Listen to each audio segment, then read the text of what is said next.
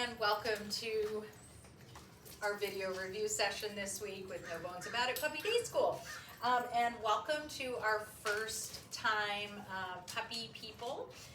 We've got Coco and Stevie. Stevie! Yes! And Ollie as our first timers. So what you'll be seeing in a little bit is some individual work that I'm doing with each of your puppies, so you can see the skills that we are working on. Thank you. But what I'm going to do right now is the coaching section. I'm going to describe each of the skills that we're working on, the foundation skills for week 1, which are also skills that we work on all throughout this training program. And in addition, I just want to talk about a couple bigger concepts. Number 1. Food. We use, hey, this is Mavis demonstrating what not to do. Thank you, ma'am. And then this is Louie demonstrating what we should be doing. Louie's been with me a long time, and he's a very, very sweet boy, knows a lot of skills. So our food is our primary resource. It's our primary form of reward. And we use it to tell the dogs, yes, that's what I like, and this is what I want you to repeat. And the more that they practice a behavior, and hey, let's not play with the tripod. The more that they practice a behavior, the more they get rewarded for it, the more that they want to repeat that behavior. So in a nutshell, that's kind of how we start to elicit certain behaviors. So we'll get into the more nitty-gritty in a little bit. But food, even though what I'm doing right now is just standing here with a bunch of kibble in front of my body, is not something that you want to do when you are working. It is highly distracting for a dog to be able to see the food and read your body language. So you can see over here, I have all these different, I don't know if you can see, I hope you can see, Mavis! Yes, go find it. So I've got a treat bag, which I wear sometimes if I'm doing a lot of movement. But if I'm somewhere where I can keep it off my body, I will. I also have some other containers which are, I have inside a baggie because there's bees all over the place right now. They have all kinds of what I would consider my higher value rewards. So things like cheese, chicken for dogs that can have chicken. I even have some raw canned food, that I'll utilize. So when I'm working with this food and I'm working with a puppy, I might have a kibble. Hey, I might have a bunch of treats in my hand, but they're usually in a neutral position, like in my pocket or slightly behind my back. Again, what I don't want my dog to do is be able to go stare at the stuff in my hands and or read my body language, like, oh, she's standing there like this, she's got cookies. Because then that really becomes part of our training process, and we do not want that. Excuse me. Crazy girl. So, food, close enough by that we can be grabbing treats as we're going. So let's talk about some of the words, some of the cues that we're going to be using, verbiage. One of the things that we start off with is what we call name game. It's teaching your puppy that when I say your name, you stop what you're doing and you look at me and you find out what's next. We do not ever stop working on name game. The first year or so of our puppy's lives, and really, and hey, go find it. So name game is not a skill that we find we can slack off on for quite some time, because it is the foundation for our puppy learning to, in the midst of all kinds of distractions, pay attention to us and find out what we need, okay? Yes. So here's another tip. You saw me ignoring puppies jumping on me. What I really want to make sure is that we're really good at ignoring things, or, well, not always. Sometimes we give too much attention for bad behaviors, but I want you to watch what's happening right now. I've got some really high value treats. Yes. So what I want to be doing is, I'm going to get to what is called the marker word in a minute. I want to mark, ignore behaviors I don't like, and mark behaviors, which would be not jumping on me, thank you, and or sitting. And ma'am, you're not gonna get any of this unless you do something, thank you. How about that? Just not jumping on me is awesome. So I wanna reward for what, again, a lot of times I call overlooked behaviors. An overlooked behavior would be just hanging out around me when I got a bunch of food and not jumping on me. I'm gonna treat really heavily for that so my puppy learns what behaviors they get rewarded for, even if I don't ask. So I'm waiting for her just to figure out, how do I get these cookies? Yes. And when she sits, I'm gonna use my marker word, which is called yes. And I'm not treating Louis as much because he knows this all too well. So he does not need to get treats all the time for a behavior that we have practiced for long periods of time.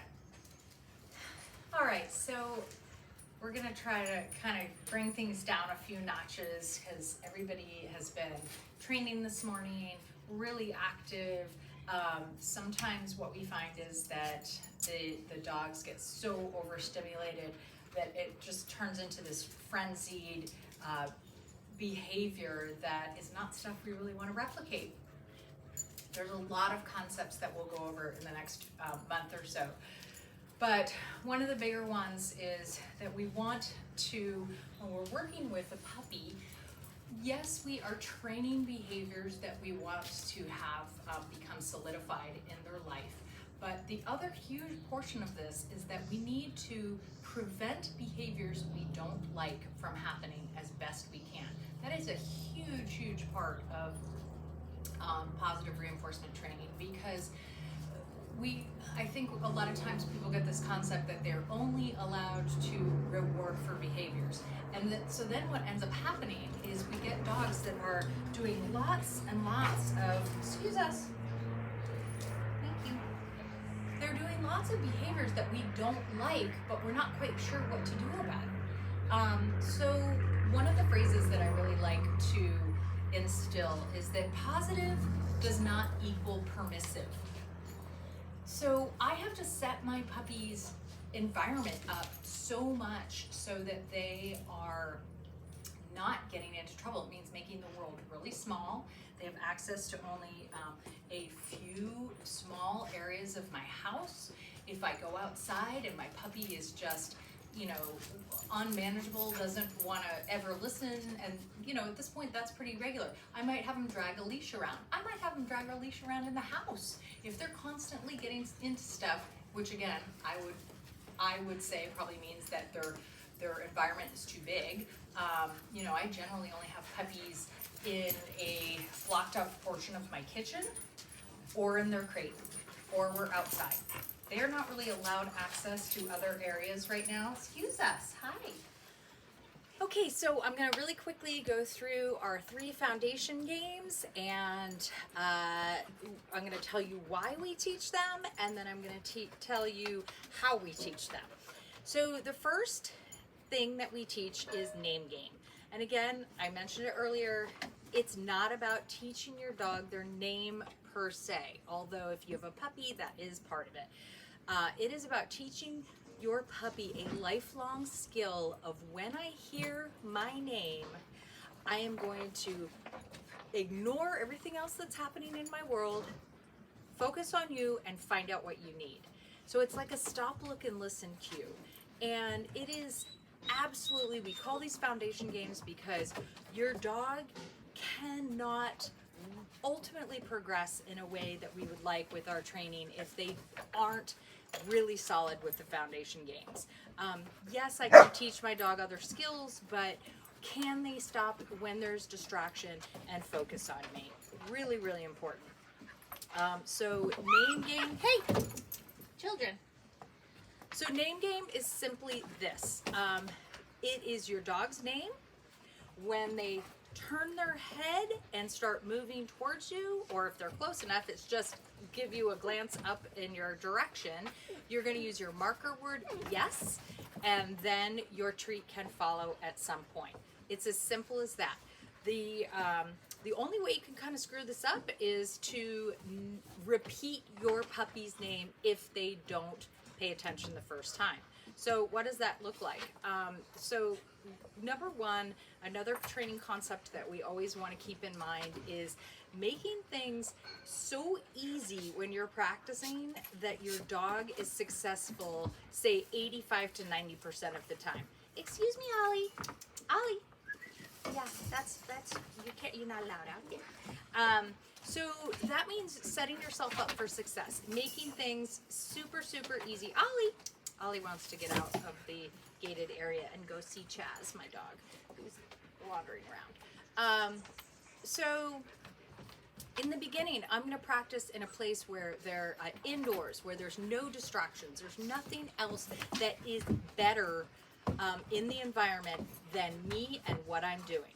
So you're going to constantly hear me use the phrase value. I want to be able to provide the most value to my dog. They hear their name all the time. And unfortunately, a lot of those times there's no value or there's negative value associated with it. So it's Louie, no. Ollie, stop that. You know, we're constantly using their name and we're adding something that doesn't provide value to the dog. So we have to work really hard to counteract that. I tend, if I have to get my dog to stop doing something, just go physically grab them and move them. I try not to use their name as much as I can, and it's not always possible, but those are just things to think about, that the more you use their name and there's no added value to it, it just makes our job harder in the long run. So we do a lot of things like we call a treat toss, where I'll toss a treat to get the dog to simply get distracted. As soon as they've found that piece of kibble and eat it, then I'm going to say their name. As soon as they turn and look at me, I'm going to use my marker word, yes. And then as the dog gets close enough, I might do a little collar grab and then hand them their cookie. You'll see that over and over when we're practicing. So let's talk about the marker word. Your marker word, yes, is, think about it like this. We want to use it every single time your dog does exactly what we're looking for. It's a method of communication. Your dog hears that, and I'm going to demo with... Ah! Hey! Ira! Up, up, up, up. Oh, yes, Louie. Okay, they all know the word yes means they have done the right thing. Ira! Yes! Good job! Very nice. Good job. Louie! Yes! Good job. So as soon as I say that dog's name, they give me eye contact, I use the word yes, and then my treat can follow at a more leisurely pace. The issue being that we can't have that reward. Timing is kind of everything when we're working with our puppies, and we can't possibly have that food reward in our dog's mouth the exact moment they do something right. And then think about what happens when we start working with a greater distance between ourselves and the dog. We need to have a way to communicate to them, that's what I'm looking for, you nailed it. So that's where our marker word comes in. So it's usually a cue. So let's just say we're working on sit. It would be sit. The second the butt hits the ground, your dog, you would use your marker word yes, you would deliver your treats, and then we use what we call a release cue. The release cue is the thing that lets your puppy know now you're done, you can do something else. And for all of these guys, it's the word okay. So again, the more you practice this, the more all that stuff will come into play. So let's see what this looks like. Ollie. Up, up, up, up. Sit. Yes. Treat and okay. Hi, what's going on down there, little fellas? Hi, Ollie. Yes. Okay, so I give a treat for eye contact, and then Louie. Sit. Yes.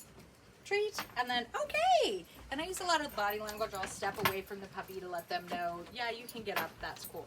So again, watch us practice so you can get the idea of what that flow looks like. That's name game. We also do a thing called collar grab, where we are doing just a little, sometimes I'll use the word gotcha, where I'll just do, Ollie, yes.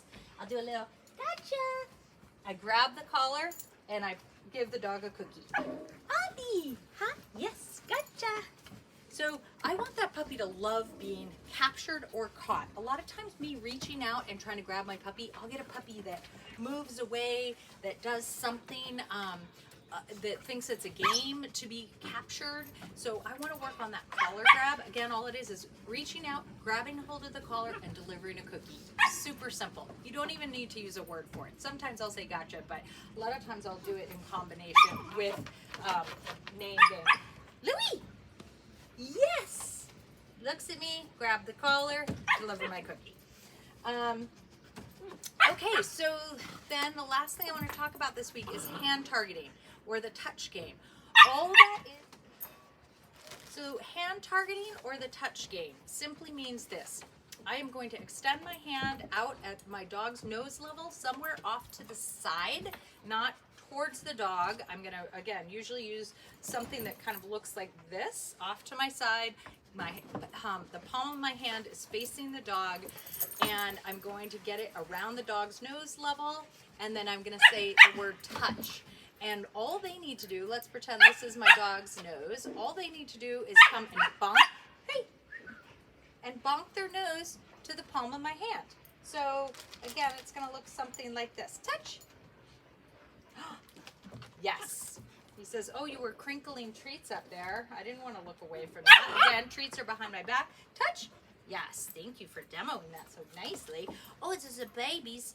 I don't like the jumping, so I'm gonna, yes. So I'm gonna mark when the puppy gets off of me and sits, and then, very nice, okay. Touch. Yes, good job, Stevie.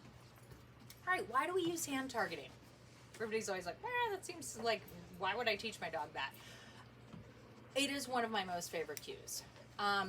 It is so useful to get your dog to focus, to redirect their attention.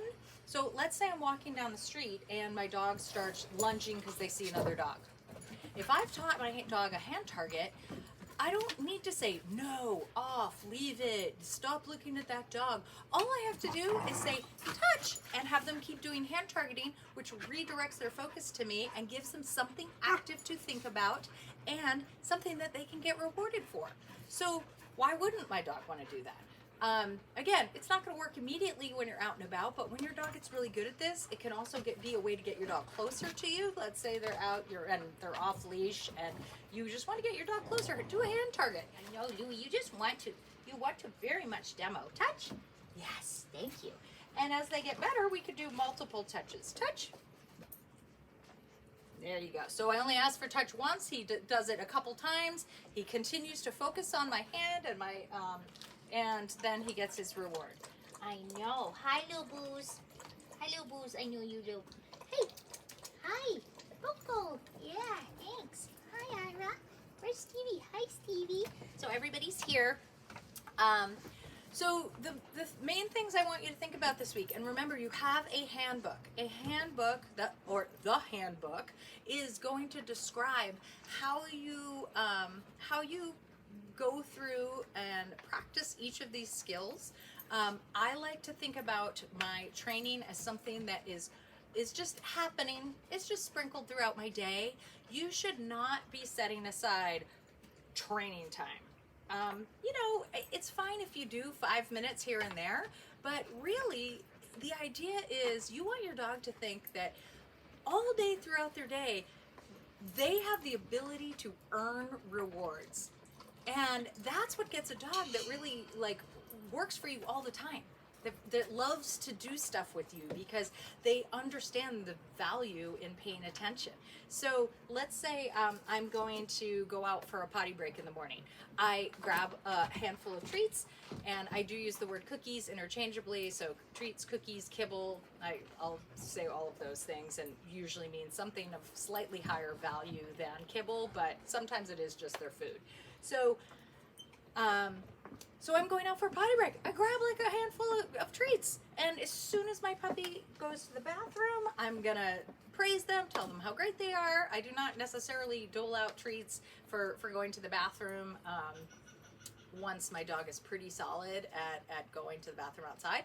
And then I might do 5 hand targets. And then maybe I'll toss them a toy so they can run around a little bit, and then maybe I'll do a couple name games that I throw in there. Make sure your dog knows you got something good, so you can give them a couple treats to start, just as, oh look, there's good things, you have the ability to earn good things from me. And then, again, anytime you're working, like throughout the day that you are practicing with your dog, or let me back that up. Anytime throughout the day you're interacting with your dog, it's an opportunity for you to sprinkle in a few repetitions of stuff. That's the way your dog gets really good at paying attention all the time. Not just when you go, okay, we're gonna have some training time and I'm gonna get my hip pack out and we're gonna work on this stuff. Yeah, your dogs tend to get pretty good at that, but then the rest of the time they're ignoring you. So that's why it's really important to kind of sprinkle your stuff in throughout the day. So hand targeting, name game, collar grab, preventing behaviors you don't like from happening by setting up a good home plan, good management plan. Those are the things you're really going to focus on this week, and I will see hopefully most of you guys next Wednesday. All right, take care. Have a great weekend.